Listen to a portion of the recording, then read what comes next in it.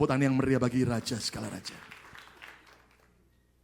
Tuhan memberi buat setiap kita tema yang jelas di tahun 2014 ini. The Year of Amazing Grace. Tahun yang penuh dengan anugerah yang ajaib. So sekalian, saya percaya bahwa anugerah demi anugerah akan membuat saudara dan saya hidup dari satu kemenangan kepada kemenangan berikutnya. Katakan amin. Nah saudara, subtema daripada bulan Juli ini adalah Grace is not license to sin. Anugerah bukan surat izin untuk kita berbuat dosa. Saya percaya bahwa Tuhan mengasihi orang berdosa, tetapi tetap Tuhan benci terhadap dosa. Dan ada orang yang berpikir bahwa kenapa saya nggak boleh ini? Kenapa saya nggak boleh itu? Sejak saya di dalam Yesus. Bukankah saya lebih bebas ketika saya belum percaya Yesus? Tahukah saudara sekalian, justru sebetulnya ketika kita di dalam Yesus, kita telah beroleh yang namanya anugerah yang ajaib, yang sujudan amin. Nah, saudara, saya percaya seburuk apapun masa lalu kita, percayalah Tuhan bisa ubah menjadi masa depan yang gilang gemilang. Tetapi ada satu pesan Tuhan buat kita hari ini. Lihat dalam Injil Yohanes pasal 5 ayat yang ke-14. Sebuah peristiwa ketika Yesus ada di kolam Bethesda. Dan akhirnya dia menyembuhkan orang yang lumpuh selama 38 tahun. Apa yang Yesus pesankan? Mari kita akan baca bersama-sama Yohanes 5 ayat yang ke-14. Semua baca sama-sama. 2, 3. Kemudian Yesus bertemu dengan dengan orang yang lumpuh yang sudah disembuhkan dalam bait Allah, lalu berkata kepadanya, pesan Tuhan apa bagi orang yang sudah disembuhkan? Baca 2, 3, engkau telah sembuh. Ucapkan dengan iman, saya telah sembuh. 2, 3. Katakan bersama saya telah dipulihkan. Katakan saya telah diberkati. Katakan saya telah diselamatkan. Tapi lihat kalimat berikutnya, pesan Tuhan. 2, 3. Jangan berbuat dosa lagi. Sin no more. Jangan berbuat dosa lagi. Kenapa? Supaya padamu jangan terjadi yang lebih buruk. Tuhan cinta orang yang berdosa. Dia datang ke dunia bukan mencari orang benar, tapi mencari orang berdosa seperti saya dan saudara. Tapi tetap Tuhan yang Maha Kudus. Dia adalah Tuhan yang membenci dosa. Dan setelah kita diselamatkan oleh anugerah Tuhan, kita dipulihkan Tuhan, maka pesan Tuhan buat kita, jangan berbuat dosa lagi. Sin no more. Jangan berbuat dosa lagi. Nah, saudara sekalian, Tuhan melarang kita untuk berbuat dosa. Oh, apakah karena Tuhan itu egois?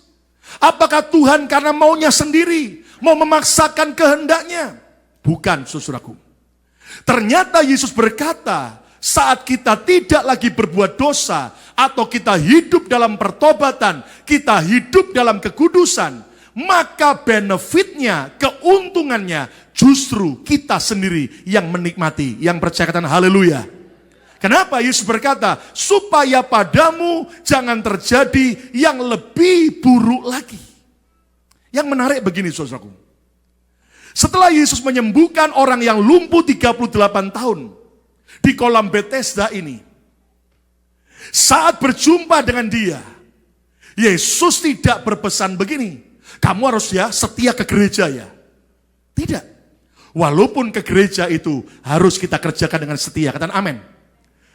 Yesus tidak berpesan begini, kamu ya harus mengampuni loh ya orang yang memusuhi kamu, yang pernah melukai kamu.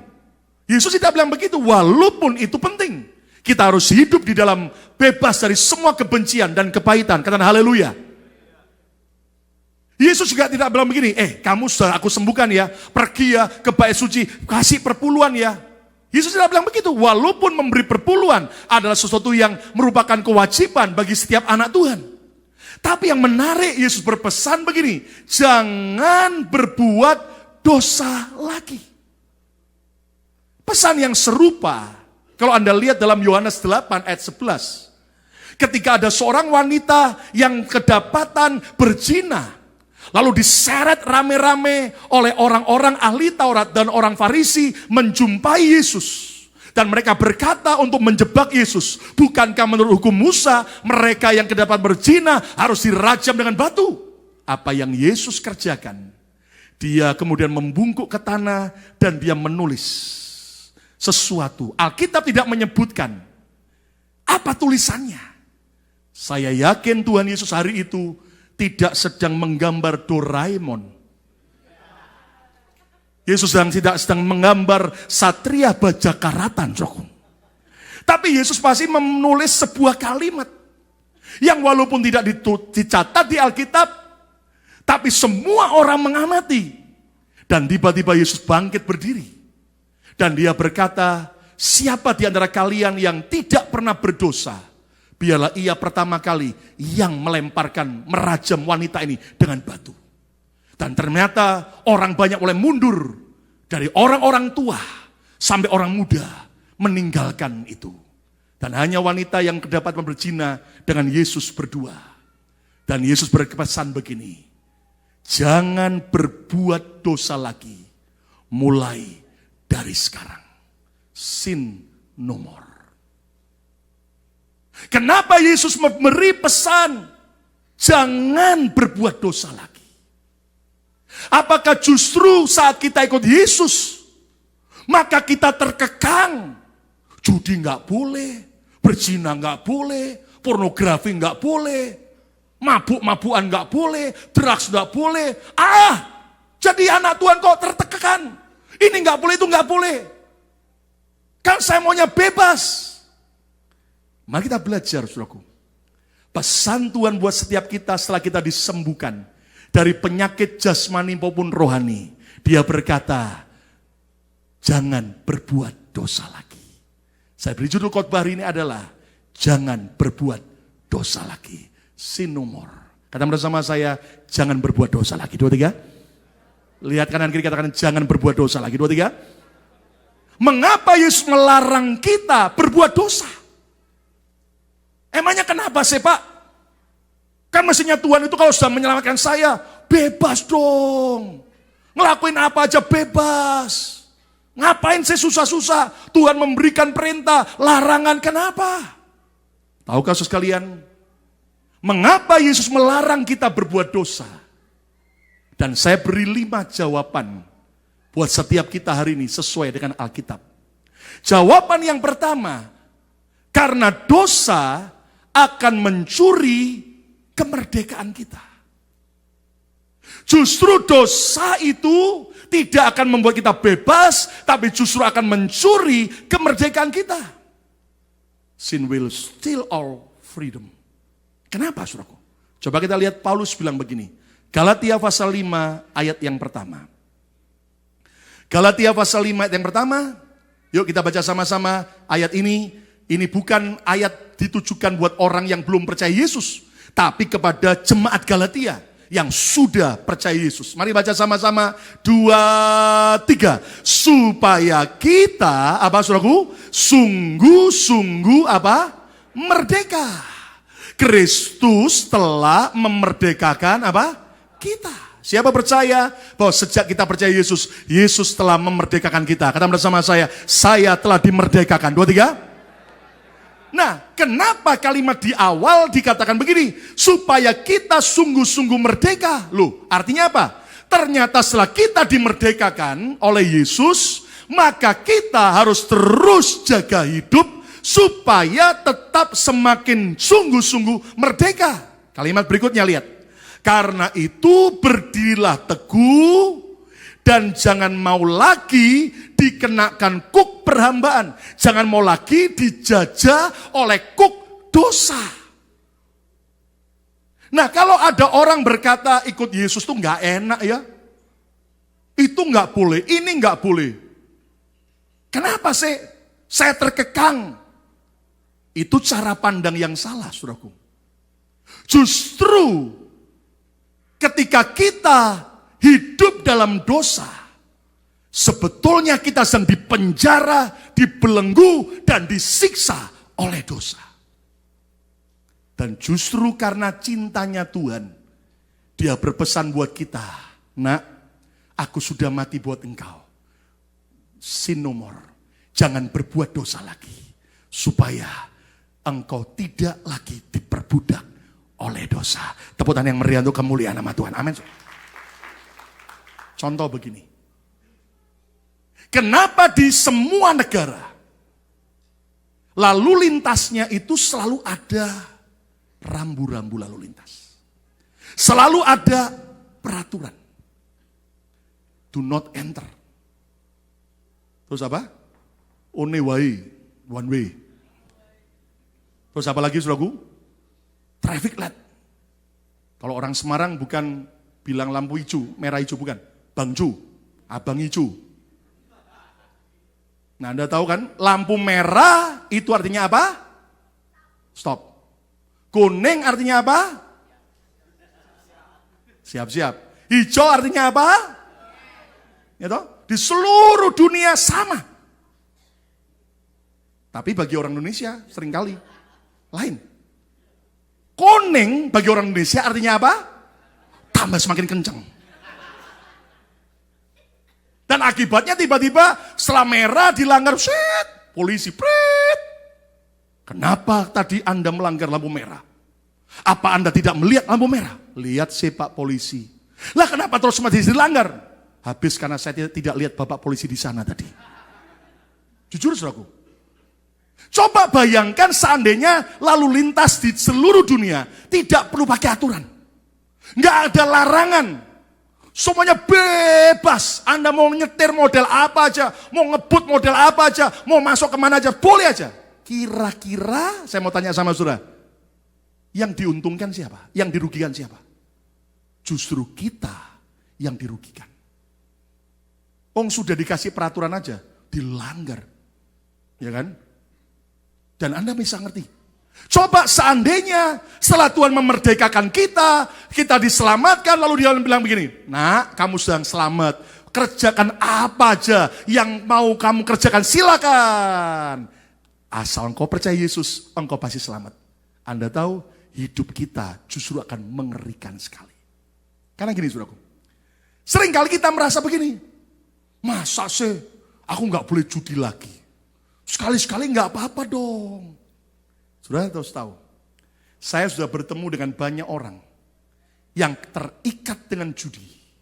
Dan dia berkata begini, Pak, saya ini ya kayak kerbau kecucuk hidung.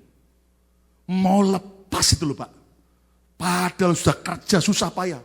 Keringetan di mana-mana karena lagi musim panas. Ya kan, sudah dapat terima gaji. Mau turun ke jalan Tasker. Bisa pindah ke Sugar House. Sampai Sugar House.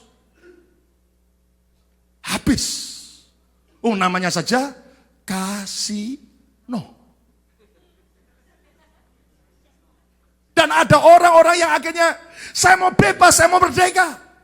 Dan saya mau beritahu, bersama tekad dan kemauan kita untuk hidup benar, untuk lepas daripada dosa judi, plus pertolongan Tuhan, saudara dan saya pasti bisa merdeka. Tepuk tangan yang meriah untuk kemuliaan nama Tuhan. Amin. Ini contoh ya, nggak usah yang muluk-muluk, contoh. Ngopi itu kan nggak apa-apa, ya kan? Tapi kalau orang sudah terikat kopi, Anda tahu, kadang-kadang dia sadar sendiri. Waduh Pak, saya ini parah loh Pak. Kalau pagi belum ngopi, nggak bisa. Kepala saya pusing, nggak enak semua hari itu. Nah, Anda tahu, saudaraku, bukan berarti kopinya salah.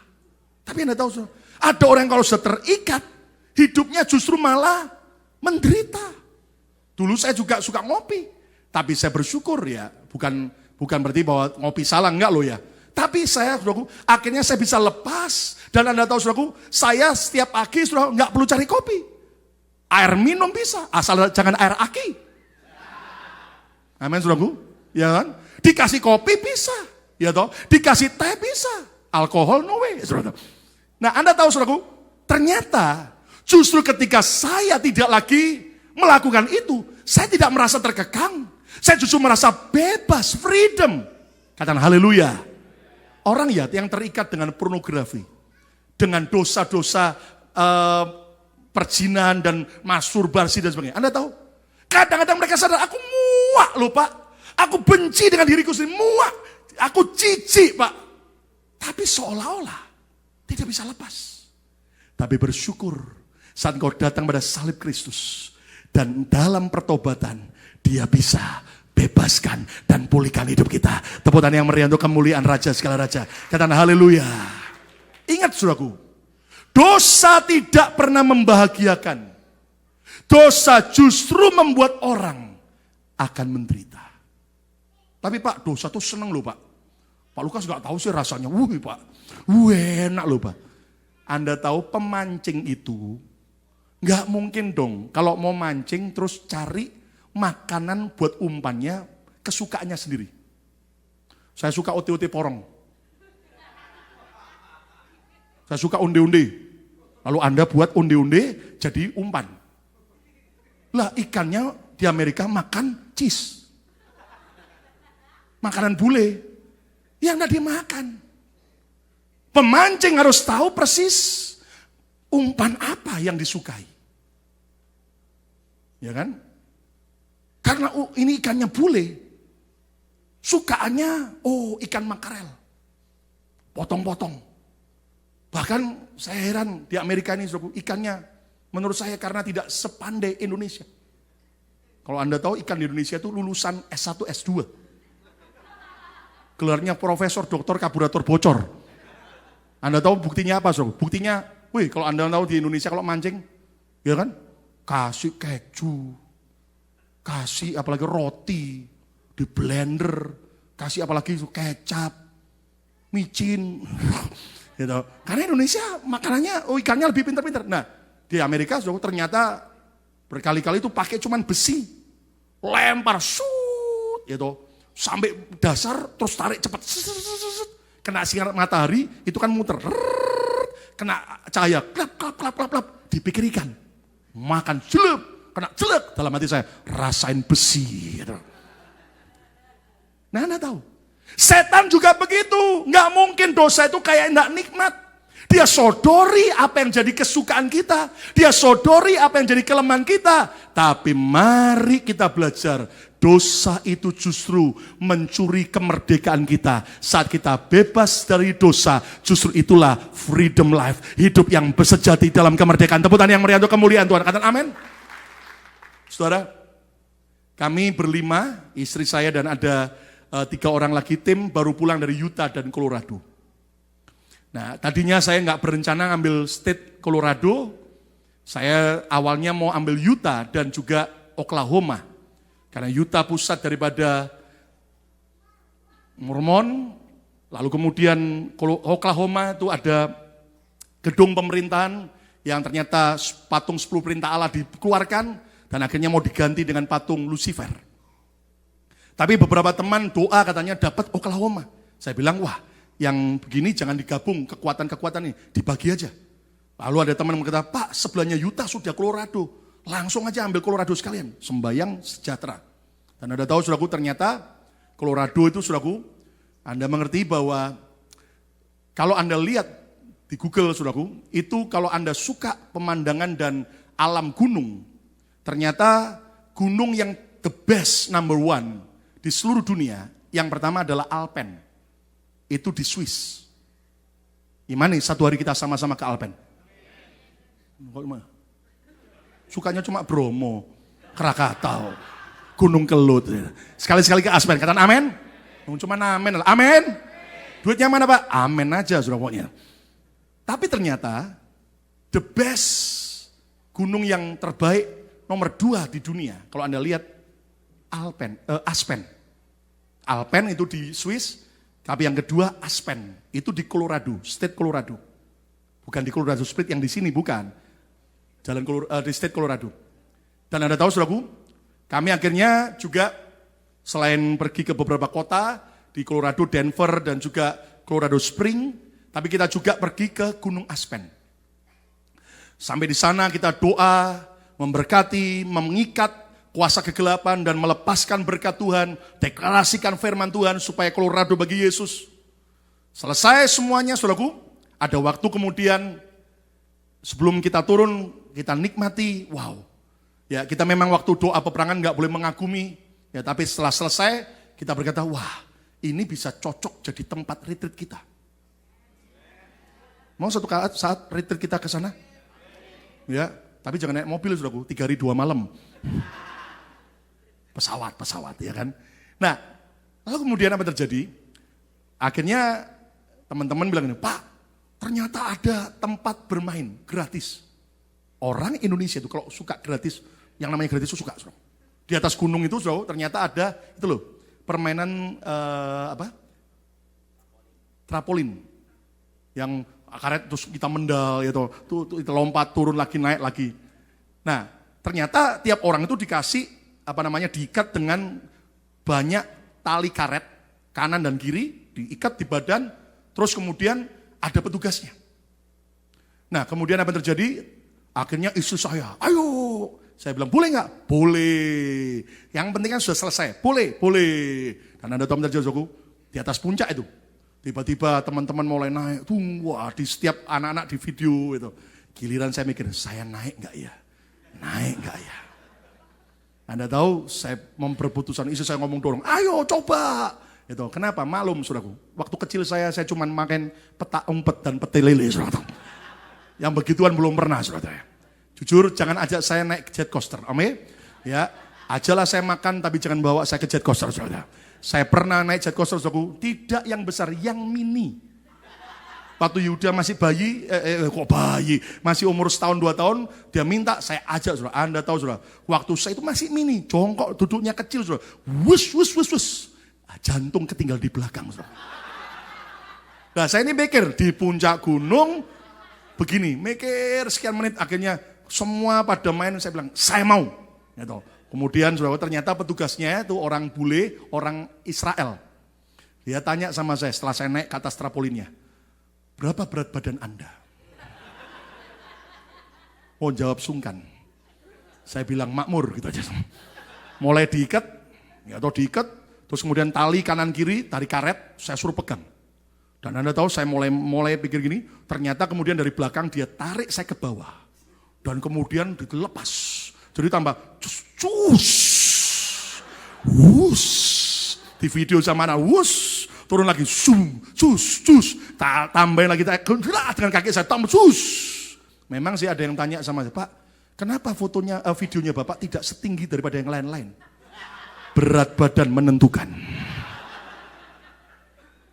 Dan tahu waktu saya, ternyata enak loh.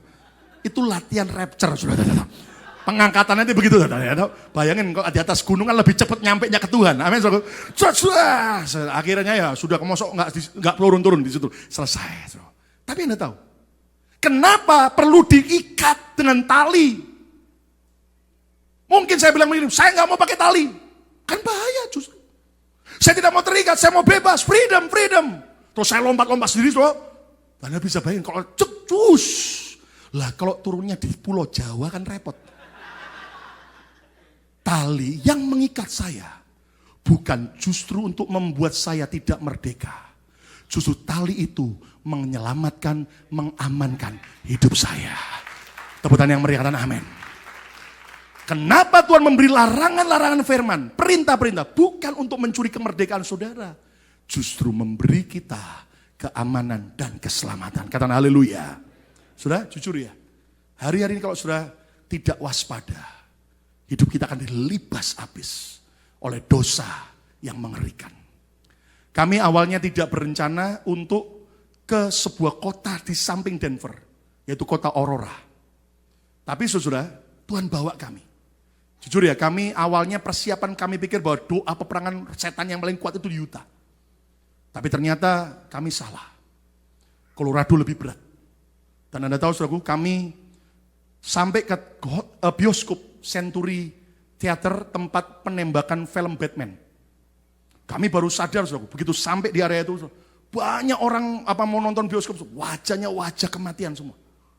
Dan saya lihat, suasana tidak enak. Beberapa teman lihat ada kabut kematian. Dan Anda tahu, saudara, Ternyata itu polisi-polisi masih sering kali puter, jaga ketat.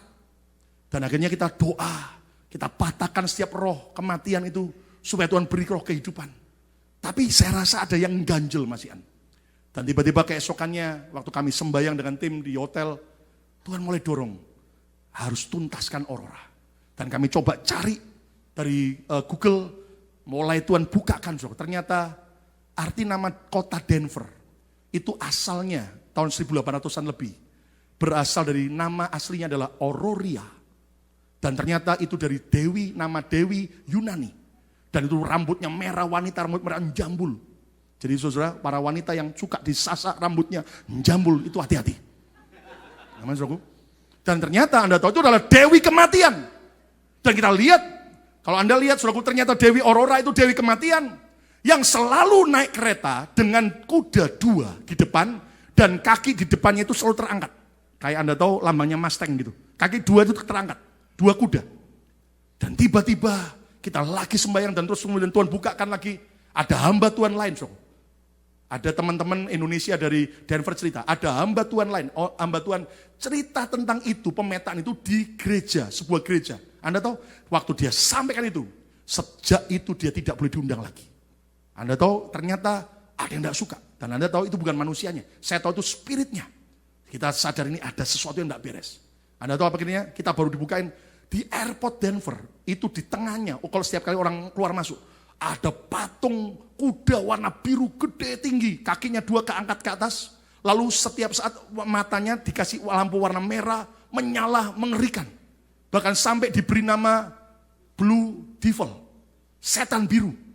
Dan ternyata anak-anak coba perhatikan. Itu ternyata saudaraku pernah ketika sedang dibuat di pabriknya. Jatuh menimpa orang dan mati. Sudah minta korban. Dan Anda tahu saudara, kita sadar, wah akhirnya ternyata betul. Kita kerjakan, doakan saudaraku. Dan ternyata kita lihat ini kudanya masih dua. Di mana lagi ada kuda kayak begini? Ternyata saudaraku di atas stadium yang ada di kota Denver. Juga ada lagi kudanya, sama persis. Cuman warnanya putih. Dan Anda tahu itu spirit kematian yang ajaib, saudaraku. Tuhan mulai bukakan, ada hamba Tuhan lain, saudaraku. Di YouTube akhirnya mereka buka. Itu ya dari City Hall-nya kota Aurora. Ya, yang nama daripada Dewi itu. Ternyata itu ada patung ya kayak tongkat nenek sihir. Ujung tengahnya itu ada kayak matanya. Itu dari kristal. Dan ternyata ditarik garis lurus, jauh, saudaraku. Ternyata ada di jauh sana, saudaraku. Itu ada obelis, patung bentuknya seperti Anda tahu Monas ya toh, atau saudara. Nah, di patung itu digantung patung wanita. Rambutnya juga terurai, bawa obornya warna kuning emas, dan itulah Dewi Aurora. Dan itu adalah ikon daripada mall Aurora, tempat juga daripada teater tadi penembakan Batman ada. Anda tahu saudaraku, setelah nyata hamba Tuhan itu melihat ada garis-garis tertentu yang berkaitan dengan kuda-kuda itu juga kayak ada segitiga. Dan kemudian saudaraku, ternyata kenapa itu jam 12 malam lewat 12 menit penembakan itu terjadi. Dan yang ajaib, yang aneh begini saudara. Ternyata yang ditembak 70 korban, tapi yang meninggal 12. Dan Anda tahu ada 12. Semua ternyata ada 12 mata angin. Dan itu adalah semua roh jahat daripada roh kematian Aurora. Dan Anda tahu juga itu ada garis yang ada kaitannya dengan sebelumnya ada penembakan di Columbine High School yang ada di Denver, Colorado. Semua ada korban. Dan Anda tahu saudaraku, itulah cara kerja setan. Kita mulai doa, kita doa keliling, kita doakan patahkan roh jahat.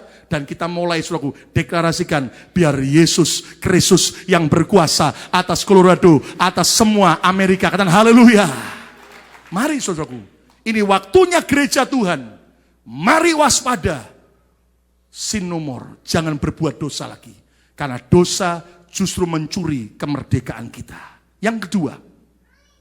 Mengapa Yesus melarang kita berbuat dosa? Yang kedua karena dosa akan mencuri keselamatan kita. Sin will steal our salvation. Dosa akan mencuri keselamatan kita. Loh Pak, masa bisa begitu? Mari kita lihat ayatnya, Filipi 2 ayat 12. Ingat yang nulis ini adalah Rasul Paulus di perjanjian baru. Filipi 2 ayat 12. Hai saudara-saudaraku yang kekasih, kamu senantiasa taat. Kata bersama saya harus senantiasa taat. 2, 3. karena itu tetaplah kerjakan. Ada sebuah tugas, tetaplah kerjakan keselamatanmu dengan takut dan gentar. Ini adalah hidup takut dan gentar. Hidup dalam takut akan Tuhan. Hidup dalam kekudusan. Hidup senantiasa taat. Tetap mengerjakan keselamatan kita. Loh Pak, bukankah Yesus sudah selesai di kayu salib, dia berkata, it is finished. Betul. Tapi bagian Tuhan dia sudah tuntaskan. Bagian kita harus hidup dalam pertobatan. Jangan berbuat dosa lagi. Katakan amin. Saudara, ada orang menganggap begini, oh asal kau percaya Yesus, pasti engkau selamat. Apapun dosa yang kau kerjakan, tidak masalah. Hati-hati. Bukankah Yesus juga memberi perumpamaan? Ada seorang tuan yang mau buat pesta besar buat anaknya. Dan dia undang para undangan-undangan datang. Tapi para undangan itu menolak semua. Dan Anda tahu saudaraku, akhirnya Tuhan ini berkata pada hamba-hambanya, semua orang-orang di pasar, di tepi-tepi jalan, para pengemis, orang-orang gembel, tarik semua masuk ke pestaku. Rumahku harus penuh. Anda tahu itu gambaran apa? Orang-orang undangan itu adalah bangsa Israel, bangsa pilihan Tuhan. Kita orang-orang kafir yang sudah terbuang. Tapi syukur bagi Tuhan. Karena mereka menolak undangan Yesus. Maka kita semua boleh terima anugerah keselamatan. Tepuk tangan yang meriah untuk kemuliaan nama Tuhan. Amin. Tapi baca dalam perumpamaan Yesus itu. Semua orang-orang gembel. Orang-orang yang bajunya jelek, bau kotor. Datang ke pesta itu. Maka sebelum mereka masuk ke dalam ruang pesta. Ada bagian tempat untuk memberikan jubah pesta. Maka baju yang kotor dilepas. Dikasih baju yang baru. Itulah jubah pesta. Gambaran hidup dalam kesucian. Maka mereka masuk ke ruang pesta. Saat tuannya datang. Dia kaget. Semua orang pakai baju pesta. Tapi masih ada satu orang. Dia tidak mau pakai baju pesta. Dia tetap masuk dengan baju compang-campingnya. Baca di Alkitab. Apa yang Yesus kerjakan? Tuhan itu berkata pada hambanya, tangkap orang itu, bawa dia dalam kertak gigi dan ratapan. Akhirnya orang itu, karena dalam anugerah sudah terima keselamatan, tapi tetap pakai jubah dosa, tidak mau hidup dalam pertobatan, tetap dia akhirnya alami kebinasaan. Anda harus tahu bahwa dosa akan mencuri keselamatan kita. Pak, tapi kan ada ayat yang bilang begini. Coba kita lihat Yohanes 10 ayat 27-28. Ada orang pakai ayat 28 begini. Saya baca dulu ayat 28 ya. Lihat ya. Dan aku Yesus memberikan hidup yang kekal kepada mereka. Lihat kalimat berikutnya. Mereka pasti tidak akan binasa sampai selama-lamanya. Lalu ayat ini dipakai gini. Oh lihat. Kalau orang terima Yesus pasti tidak akan binasa sampai selama-lamanya. Apapun yang dia kerjakan, tetap dia akan selamat. Dan seorang pun tidak akan merebut mereka dari tanganku. Benarkah keselamatan tidak bisa hilang lagi? Lihat ayat 27. Yesus sendiri yang berkata apa? Karena ayat 28 ada kaitannya dengan ayat sebelumnya. Domba-dombaku mendengar suaraku. Dan aku mengenal mereka. Dan mereka mengikut aku. Saudara, dia berikan keselamatan buat kita. Dan keselamatan yang dia berikan pasti. Kata bersama saya, pasti. 2, 3. Kata bersama saya, pasti. 2, 3. Tapi tugas kita adalah apa? Kita harus tetap sebagai domba mendengar suara Tuhan. Dan mengikut apa yang Tuhan perintahkan. Kalau Tuhan berkata, sin no more. Jangan berbuat dosa lagi. Tapi kalau kita malah melanggar, kita akhirnya tidak ikut perintah Tuhan, kita malah tersesat jalan semau kita sendiri. Saya mau tanya, apakah kemudian keselamatan meninggalkan kita? Ataukah kita sendiri yang meninggalkan keselamatan? Halo? Kita yang meninggalkan keselamatan. Dengar, dosa itu akan mencuri keselamatan. Itu sebabnya, saudaraku, ketika engkau sedang jatuh dalam dosa, cepatlah bertobat. Tuhan cinta orang yang jujur. Tapi ada orang sengaja berdosa. Sengaja jatuh dalam dosa. Dan dia keraskan hati. Dan cari pembenaran. Dan tidak mau bertobat. jelas dia sudah membuang keselamatan. Tapi kalau kita karena kelemahan kita terkadang jatuh, tapi segera bertobat, jujur, minta sama Tuhan kekuatan untuk engkau bertobat, hidup dalam kesucian. Percayalah, dia Tuhan memampukan kita terus berjalan dalam anugerah yang dia berikan. Tepuk tangan yang meriah untuk kemuliaan nama Tuhan. Amin. Lihat satu ayat lagi. Keluaran 32 ayat 33. Tuhan ngomong sama sahabatnya Musa. Tetapi Tuhan berfirman kepada Musa, siapa yang berdosa kepadaku, nama orang itulah yang akan kuhapuskan dari dalam kitabku. Dari dalam kitab kehidupan. Pertanyaannya begini, loh Pak, bukankah saya waktu percaya Yesus, nama saya tercatat dalam kitab kehidupan? Betul. Tapi lihat itu ayat. Kalau kita sengaja berbuat dosa dan terus tinggal dalam dosa dan tidak mau bertobat, maka nama kita akan dihapus, dicoret. Pak, biarin Pak, saya punya banyak nama Pak. Ada nama Chinese, ada nama asli, ada nama alias. Nama alias saya 10 Pak. Saudara, Tuhan tahu persis. Jangan kita sampai nama kita dihapus, dicoret dari kitab kehidupan. Karena apa? Kita terus keraskan hati, hidup dalam dosa. Pak, itu kan perjanjian lama Pak, Keluaran. Mana ada di perjanjian baru? Yesus sendiri berkata apa di perjanjian baru? Lihat Matius 7 ayat 21. Bukan setiap orang yang berseru kepadaku Tuhan, Tuhan. Bukan semua orang yang percaya Yesus, mengaku Yesus sebagai Tuhan, akan masuk ke dalam kerajaan surga.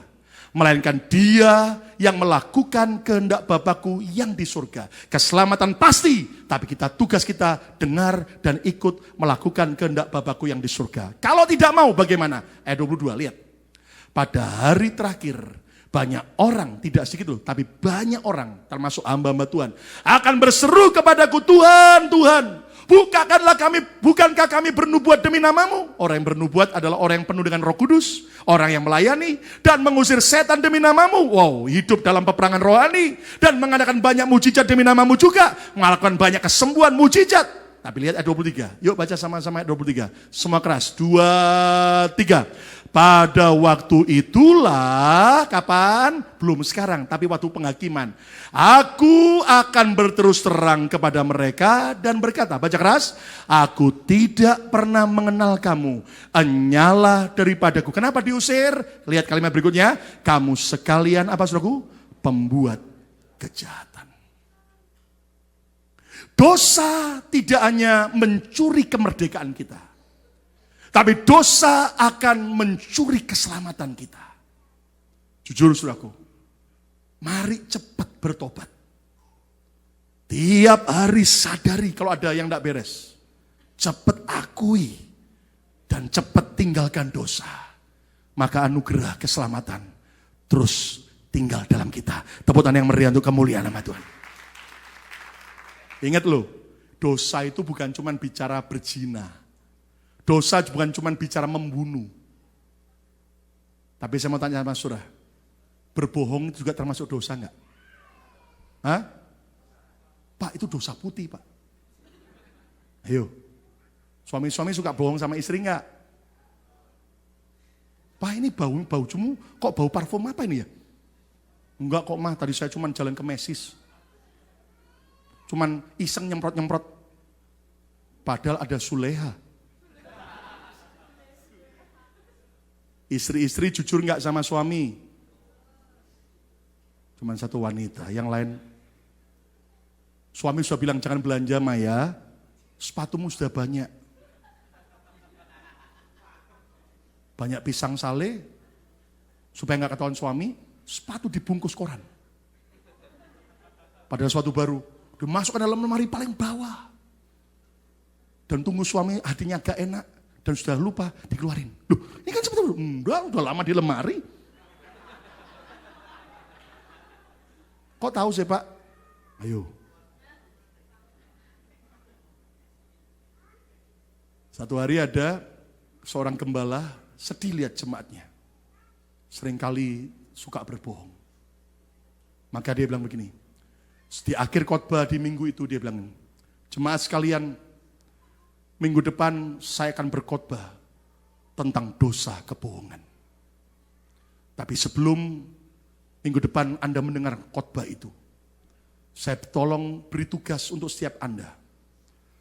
Nanti Anda pulang minimal sebelum kebaktian minggu depan, tolonglah baca Alkitab di kitab Markus pasal 17.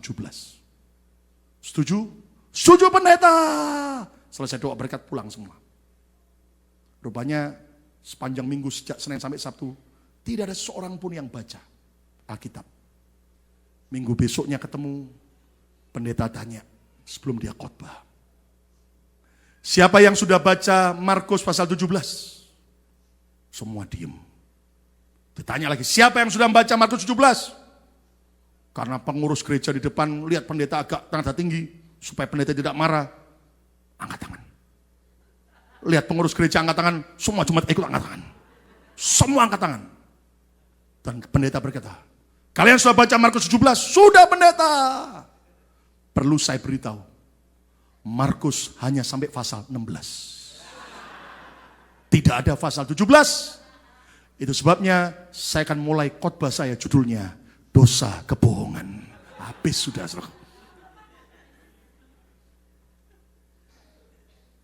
Ada anak sekolah minggu ditanya sama guru sekolah minggunya. Kamu kok 3 minggu sudah bolos dari sekolah minggu? Kemana aja kamu? Jalan-jalan ya? Main-main ya? Enggak Pak. Kenapa 3 minggu yang lalu? Alasannya apa? Adik saya sakit Pak. Saya suruh jaga oleh orang tua, jadi saya enggak ke gereja Pak. Saya jaga adik saya. Terus 2 minggu yang lalu, sakit lagi adik saya. Terus minggu kemarin, adik saya sakit lagi. Gurunya marah, lu bohong ya. Minggu kemarin saya ketemu adik kamu kok sehat-sehat aja. Adikmu enggak apa-apa, sehat-sehat aja. Lu bohong ya. Anak itu ketawa, bapak juga bohong. Lu kenapa? Bapak kan tahu saya enggak punya adik.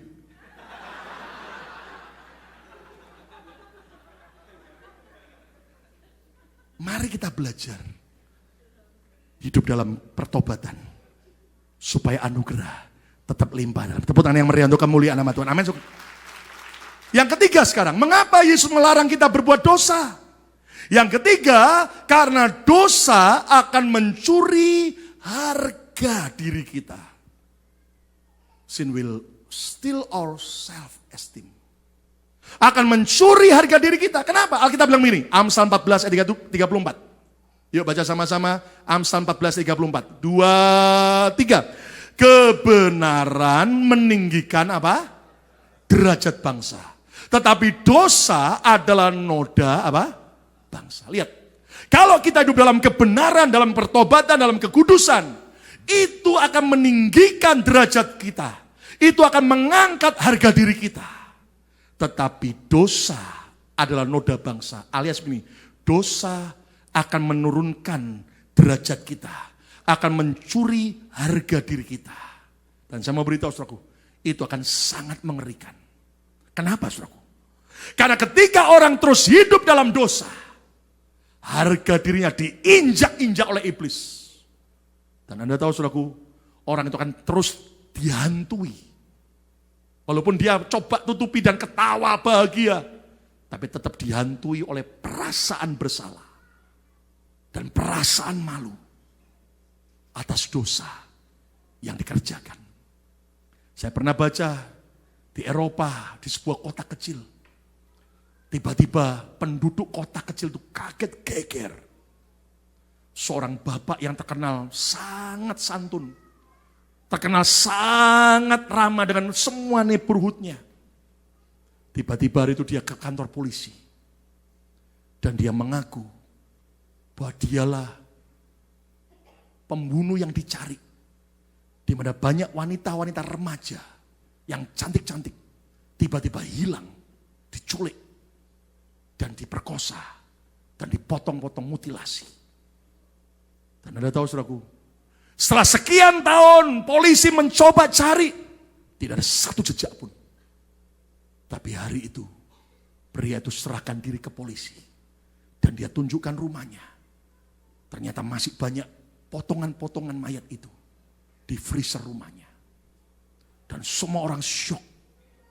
Dan ditanya akhirnya, Kenapa Anda mau mengaku? Setelah sekian puluh tahun Anda tutupi. Dia bilang begini, saya coba buat baik sama orang. Tapi tetap tiap malam saya dihantui perasaan bersalah. Saya sering kali mendengar teriakan wanita-wanita itu. Dan saya menderita. Dan akhirnya dia serahkan ke polisi. Dia mengaku. Tapi puji Tuhan ada seorang hamba Tuhan. Kunjungi dia di penjara. Dia terima Yesus. Dan dia berkata, sejak aku terima Yesus, aku terima pembebasan daripada dia. Tepuk tangan yang meriah untuk kemuliaan Tuhan. Lihat sebuah ayat lagi, Amsal 6 ayat 32 sampai 33. Amsal 6 ayat 32 sampai 33. Siapa melakukan zina tidak berakal budi. Orang yang berbuat demikian, lihat, merusak diri. Ayat 33. Siksa dan cemooh diperolehnya. Malunya tidak terhapuskan. Anda tahu selama kita belum bertobat, selama kita tidak tinggalkan dosa, dosa itu akan menurunkan derajat kita.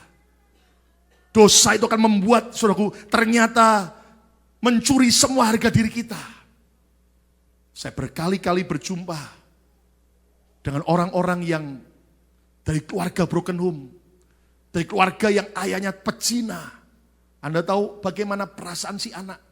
Rasa malunya bukan main. Karena ayahnya seperti itu. Karena orang tuanya seperti itu. Saudara sekalian, buatlah anak-anak kita bangga. Mereka melihat orang tuanya adalah orang-orang tua yang hidup takut akan Tuhan. Tepuk tangan yang meriah untuk kemuliaan Tuhan. Saya pernah baca sebuah kisah nyata. Ada hamba Tuhan besar, akhirnya harus kehilangan segala-galanya. Cuman karena perselingkuhan. Dan akhirnya dia bilang begini, nyesal. Nikmatnya itu cuma berapa menit sih. Tapi akibatnya mengerikan sekali.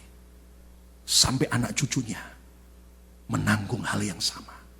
Saudara, tapi seburuk apapun kita masa lalu kita, asal hari ini kita bertobat, percayalah Tuhan bisa ubah rasa malu kita, diubah jadi kemuliaan. Karena kita lahir baru di dalam Yesus. Tepuk tangan yang meriah untuk menahatan. Haleluya. Yang keempat, mengapa Yesus melarang kita berbuat dosa? Karena dosa akan mencuri destiny kita. Dosa akan merusak, mencuri rencana Tuhan dalam hidup kita. Akan mencuri semua impian kita. Lihat Ibrani 12 ayat yang pertama.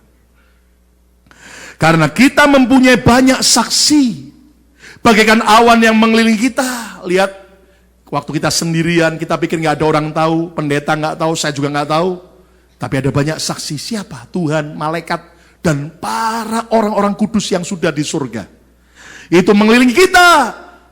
Dikatakan apa? Marilah kita menanggalkan semua beban dan menanggalkan semua dosa yang begitu merintangi kita, menghambat kita. Dan berlomba dengan tekun, berlari untuk apa? Dalam perlombaan yang diwajibkan bagi kita, yaitu apa? Mencapai garis akhir dengan baik, mencapai destiny kita dengan tetap berkenan di hadapan Tuhan. Tepuk tangan yang meriah untuk kemuliaan nama Tuhan. Amin. Saudara jujur, siapa pingin mau terus doakan saya sebagai gembala, biar saya sampai tua, sampai Yesus datang kembali, tetap hidup benar di hadapan Tuhan. Sama mau gembala saudara, tetap hidup benar. Wow, terima kasih. Doain tiap hari ya, amin. Amin, saudaraku.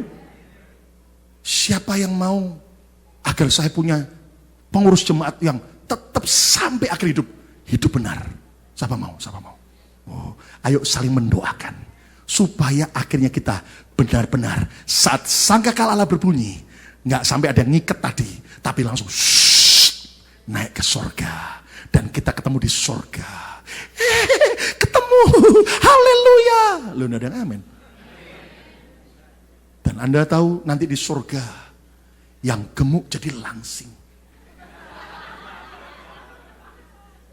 yang terlalu keceng akan jadi berbobot, yang pendek pun jadi tinggi, yang tinggi pun akan jadi serata-rata. Amin. Anda mau itu? Amin, Bro. Doa amin. Ataukah jangan sampai, Pak Lukas, jangan naik sendirian, saya kau ditinggal. Mohon maaf, waktu itu saya waktu rapture. Ayo, sama-sama. Lihat, daripada tangisan kita seperti anak kecil itu. Yang terlambat lebih baik kita nangis. Sudah pernah enggak main itu loh, permainan ular tangga? Halo? Kayak enggak pernah kecil ini. Pernah main ular tangga? Dari nomor 1, gaco kita kocok daduan.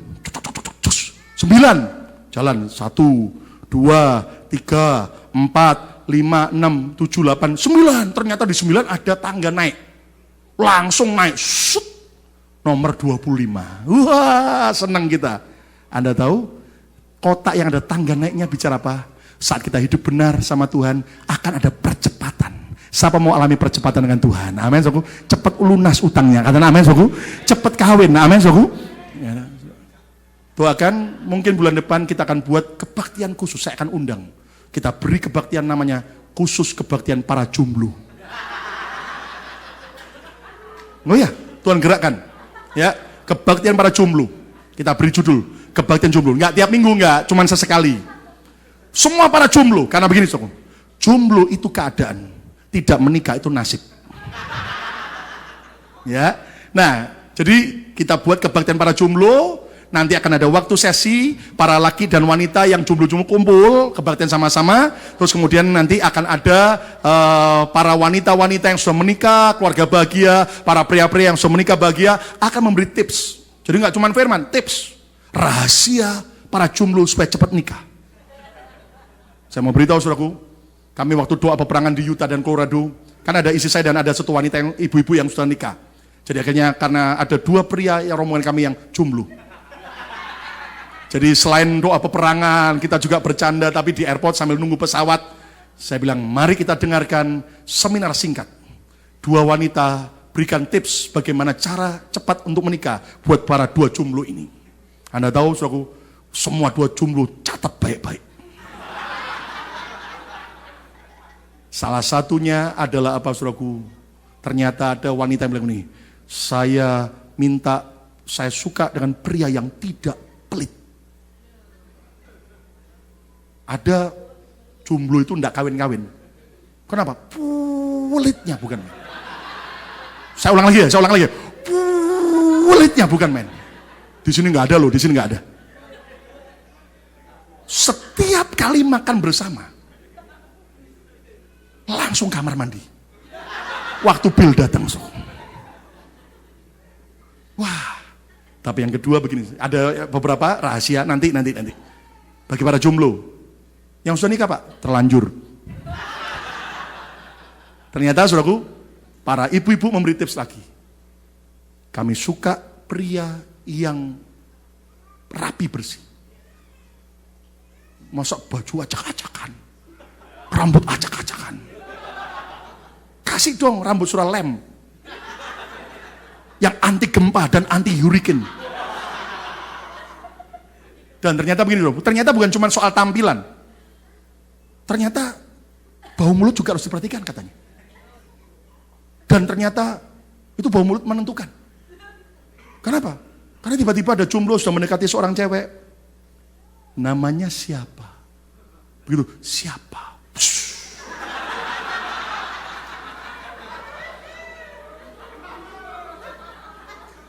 Dan saya tahu para jomblo itu kalau kebaktian sebelum masuk ke duduk, matanya merajalela. Oh, itu. Dan biasanya duduk mendekati di sebelahnya. Dan kemudian ketika pujian berkata, ku angkat tanganku. Set.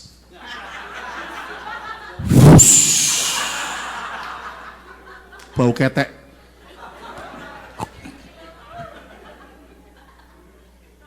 Makanya para jomblo-jomblo, bertobatlah. Nah, kembali saudaraku. Ternyata Anda tahu permainan ular tangga, tapi ada satu titik kalau kita nggak hati-hati, Dapat nomor lagi udah di 25 nih. Dapat nomor 4 angka di dua dadunya. Tek tek tek. Wih, ternyata ekornya ular. Apa yang terjadi? Turun. Kembali nomor 5 lagi. Aduh. Itu ya. Ekor ular itu gambaran apa? Dosa. Godaan dosa. Kalau kita terjebak, turun melorot. Destiny kita nggak nyampe. Lihat bagaimana Simpson, seorang yang kagak perkasa, diurapi Tuhan, berakhir mati, bunuh diri. Loh, betul toh? Dia bunuh diri. Dia tarik 2 tiang daripada istana orang Filistin. Itu kan bunuh diri. Lihat bagaimana Kain kehilangan hak kesulungannya. Padahal dia adalah anak sulung pertama di dunia. Anak daripada Adam dan Hawa. Tapi akhirnya dia kehilangan hak kesulungan. Kenapa? Karena dia mengizinkan kemarahan dosa itu masuk dalam hidupnya. Dan dia bunuh adiknya, Habel. Lihat Yudas Iskariot. Mati gantung diri. Baca dalam Injil Yohanes 12. Karena Yudas sering mencuri uang dari kas yang dipegangnya. Rupanya Anda tahu, koruptor itu tidak hanya zaman sekarang. Sejak zaman Yesus sudah ada koruptor. Makanya kita berdoa supaya Presiden Indonesia yang terpilih kali ini yang hidup takut akan Tuhan. Amin. Tepuk tangan yang meriah untuk kemuliaan Tuhan. Amin. Saya sebagai hamba Tuhan tidak mau memihak. Pokoknya harus netral. Gereja tidak boleh ikut berpolitik. Ya, karena politik itu mengerikan sekali. Namanya politik itu dari bahasa aslinya Yunani. Poli dan tix. Poli itu banyak, tix itu kutu busuk. Jadi arti politik adalah apa? Banyak kutu busuk. Jadi saudara-saudara yang kemarin memilih, Anda sudah gunakan hak Anda. Gunakan terserah Anda mau milih mana. Tapi kita berdoa supaya presiden yang takut akan Tuhan. Tapi ada teman-teman yang bilang begini, Pak, pokoknya Pak, Tuhan Yesus itu Pak, harus jadi nomor 1 dalam hidup saya Pak. Presiden nomor 2 Pak, pokoknya Pak. Tuh, saya tidak kampanye loh saudara. Yang kelima, yang terakhir. Mengapa Yesus melarang kita berbuat dosa? Yang kelima, karena dosa akan mencuri berkat kita. Sin will steal our blessing. Dosa akan mencuri berkat kita. Lihat Yeremia 5 ayat 25. Yeremia 5 ayat 25. Yuk baca sama-sama. Yeremia 5 ayat 25. 2, 3. Kesalahanmu apa? Menghalangi semuanya ini. Kalau Anda baca ayat sebelumnya, itulah yaitu saudara hujan dan panen berkat. Terhalang, kenapa? Karena kesalahanmu. Terus, dan dosamu, baca keras, menghambat yang baik daripadamu. Dosa menghambat dan menghalangi berkat Tuhan dalam hidup kita. Dan ayat yang terakhir, Ulangan 28 ayat 15. Tetapi jika engkau tidak mendengarkan suara Tuhan Allahmu dan tidak melakukan dengan setia segala perintah dan ketetapannya, yaitu perintah Tuhan tidak hanya sekali 2 kali tapi setia, konsisten, yang kusampaikan kepadamu pada hari ini, maka segala kutuk ini akan datang kepadamu dan mencapai engkau. Saya berdoa dalam nama Yesus, biar tidak ada seorang pun dari kita yang terkutuk, tapi saya berdoa semua diberkati, engkau diberkati, engkau diberkati. Katakan amin. Baca dalam Ulangan 28, ada kurang lebih sekian puluh daftar kutuk mengerikan. Saya berdoa biar itu tidak ada yang menimpa kita. Tapi ada orang dengan sombongnya bilang begini, saya enggak ke gereja, saya hidup dalam perzinahan, judi terus, lihat hidup saya aman-aman, lancar-lancar saja. Saya mau beritahu sama saudara sekalian, benarkah demikian? Berkat yang dia alami sebetulnya tetap terhambat. Tapi percayalah, seandainya orang itu bertobat terima Yesus, maka dia akan lebih diberkati daripada sekarang. Tepuk tangan yang meriah untuk kemuliaan Tuhan. Amin. Saudara sekalian, mari kita belajar dalam hidup ini, belajar taat. Jangan sampai kita berdosa lagi. Jujur ya, jangankan saudara, saya aja tiap hari harus jaga hidup. Semua kita harus jaga hidup. Saya mau tanya sama saudara, ngomel bersungut-sungut itu termasuk dosa tidak? Hah? Halo, dosa tidak? Bangsa Israel gara-gara bersungut-sungut, sekian puluh ribu orang mati dipagut ular di padang gurun. Betul nggak? Jadi kita ini harus belajar, lewati keadaan apapun tidak boleh ngomel. Ngucap syukur. Kata masing-masing, ngucap syukur. Ayo pegang dada masing-masing. Ngucap syukur. Kerjaan rame, kerjaan sepi, dingin, panas, ngucap syukur. Tepuk tangan yang meriah untuk kamu, lihat. Amin. Nah, saudaraku, saya ini dengan tim, saya bilang begini, sebelum berangkat ke Utah dan Colorado. Kita ini bukan vacation. Kita dalam rangka misi. Jadi, kita jangan bisa aja milih bermewah-mewah atau mau budgeting. Saya bilang, yuk kita budgeting aja. Kita bisa choice untuk jadi mewah-mewah, cari hotel yang bintang 5 dan sebagainya. Tapi kita peperangan. Akhirnya saudaraku, untuk Utah, saya bilang begini, kita kan berlima. 2 wanita, istri saya dengan 1 teman lagi wanita, 3 saya teman 2 jomblo tadi. Lalu saya bilang gini, khusus Utah yuk awalnya gini, kita buat 2 kamar aja lah. Jadi wanita, istri saya dengan teman wanita sekamar, saya bertiga, para jomblo. Supaya saya cuci udek, habis, bersih gitu. Tapi yang terjadi saudaraku, tiba-tiba, jadi akhirnya kami dapat hotel yang murah di airport, Salt Lake City. Dan malam itu kita sampai, sudah tengah malam, kita kelaparan makan sebentar dan lalu masuk hotel. Waktu check-in di hotel, itu begitu saya check-in, sekian menit kemudian ada orang bule check-in di sebelahnya. Nah, saya udah ngomong lebih dulu, kita tolong kamarnya yang berdekatan.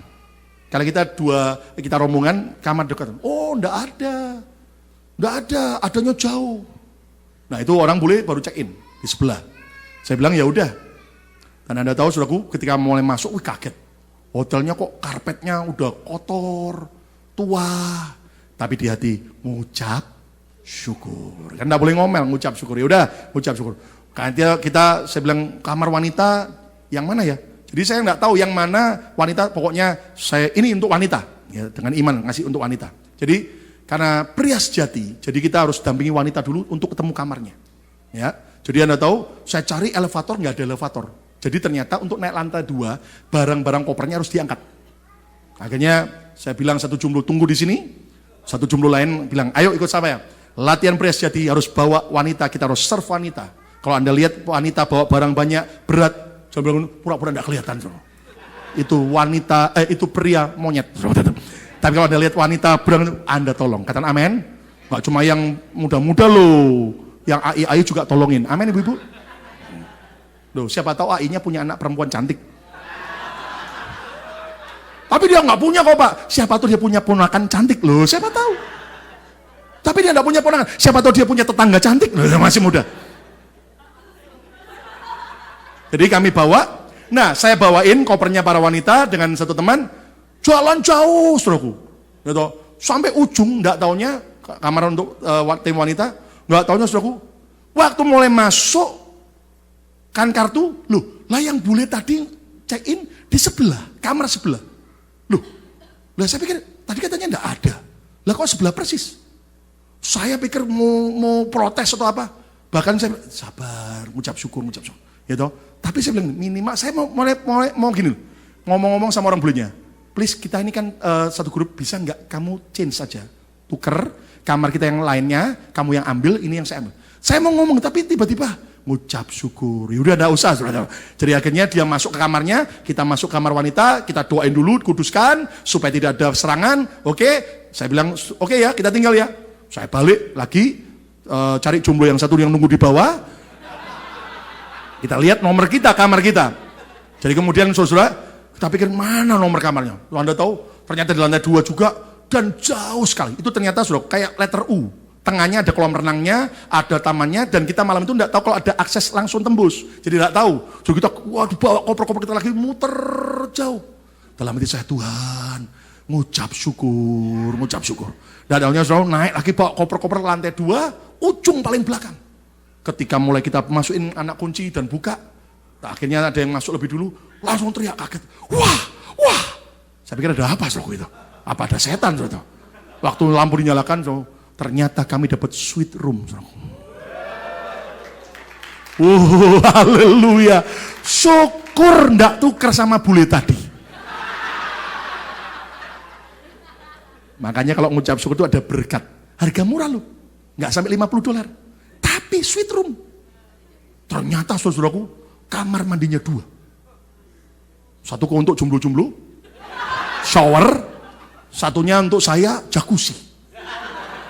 Terus anak-anak bilang, Pak, jacuzzi Pak. Lagi masa peperangan dan tidak ada istri, tidak boleh jacuzzi, saya bilang. Dan Anda tahu, kamarnya gede, ada kulkasnya, ada microwave-nya, gitu. Wah, satu jomblo bahagia, buka kopernya langsung. Isinya pop mie 20 biji, ditumpuk-tumpuk semua. Aman, dia bilang. Dan bilang, haleluya, ada ruang tamunya. Tapi kayaknya 2 jomblo pengertian. Pak, kami ini ngoroknya keras-keras, Pak.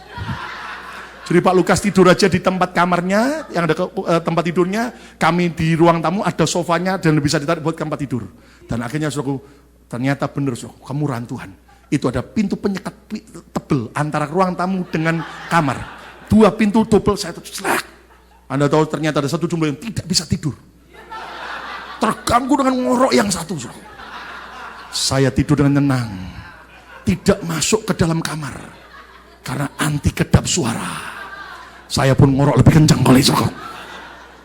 Dan Anda tahu, di balik semua yang tidak menyenangkan, kalau kita belajar mengucap syukur, ada berkat di baliknya. Tepuk tangan yang meriah. Amin. Hari kedua nongol AI ke hotel. Rupanya salah seorang yang pernah ikut retreat Thanksgiving kemarin dan kemudian mau ikut doa peperangan. Dan kemudian oke, kita ajari singkat. Dan Anda tahu, malah ternyata waktu makan diberkati sama dia. Ya kan? Waktu kita mau berangkat ke Colorado, ngasih titip berkat buat rombongan. Kasih berkat. Wah, saya bilang, terima kasih Tuhan. Ada yang lebih ajaib, kalau ngucap syukur, di baliknya akan ada berkat. Kita mau cari mobil minivan untuk 6 orang, ya toh, karena kita berlima, yang di Colorado, kita cari di internet, waduh mahal semua. Minimal 1 malam 135 sampai 150, belum insurannya. Waduh, kalau 5 malam sudah hampir $1.000 untuk mobilnya sendiri. Sembayang. Ternyata ada teman orang Indonesia di Denver, Colorado, akhirnya bilang, Pak, sudah pakai mobil saya aja, pinjemin minivan. Dan ajaib, gratis loh. Ternyata ketemu, dan mereka diberkati karena sering kali streaming. Hari ini mungkin juga lagi streaming. Dan Anda tahu, saudaraku, ternyata tiba-tiba, saudaraku, kita diajak makan raja-raja, saudaraku. Bayangin, Japanese restoran, bukan buffet, tapi order. Satu orang hanya sekian, tapi order semaunya. Wajahnya lapar semua, lihat itu. Chicken katsu mau order sampai 10 satu orang terserah. Bayangin, saudaraku. Mie udong, satu orang mau order 3 mangkok, terserah. Pokoknya satu orang cuma berapa? Wih, makan raja-raja. Mau bayar, dibayarin. Berkali-kali makan, dibayarin makan raja-raja. Anda bisa main, kita ngucap syukur. Hotel kita, ya yang ternyata di Denver, saudaraku, dibayarin lagi 2 malam. Dan ajaib, saudaraku, ternyata minggu udah capek, habis ke gereja bule, kita berdoa minta lawatan janjaran, kemudian mereka minta persoalan doa, saya sampaikan firman, diberkati, selesai, kemudian malam ini ada acara nggak? Kita nyantai hari ini, relax supaya agak persiapan besok Senin peperangan lagi. Ayo Pak, ikut Pak. Nah, kita tahu, Anda tahu, rombongan kami diajak kemana? Ke tempat refleksi. 1 jam cuma $20. Tim semua, dari kaki sampai badan dipijut semua. Wah, seger, lihat wajahnya pingin semua kan. Dan akhirnya itu, mau bayar nggak boleh, dibayarin lagi. Wah, terima kasih Tuhan. Pulang, saudaraku, ternyata mereka titip berkat buat gereja kita sekian $1.000. Allah kita, Allah yang ajaib. Kalau kita ngucap syukur, katakan haleluya, katakan haleluya. Makanya kalau pergi ikut saya enak.